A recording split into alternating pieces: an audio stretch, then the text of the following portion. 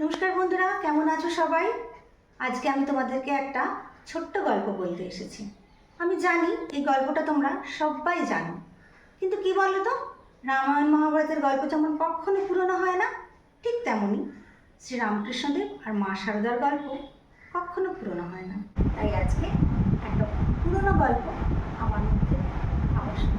মা শারদা যখন নিতান্তই শিশু, তখন এক চমকপ্রদ ঘটনা ঘটেছিল। শ্রীরামকৃষ্ণদেবের সম্পর্কীয় ভাগ্নে হৃদয়রামের বাড়ি শিহর, সেখানে কীর্তন ও যাত্রা গানের আয়োজন হয়েছিল। শ্রীরামকৃষ্ণদেব সেখানে এসেছিলেন যাত্রাপালা শুনতে, আর পার্শ্ববর্তী গ্রাম থেকে শিশু শারদাও এসেছিলেন বহু নরনারীর সঙ্গে কীর্তন গান শুনতে।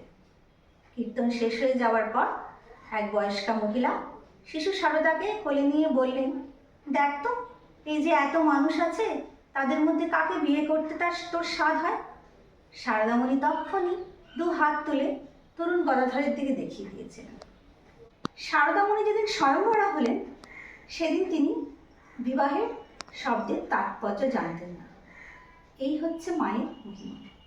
তো আজকে এই পর্যন্তই, আবার দেখা হচ্ছে অন্য কোনো গল্প নিয়ে।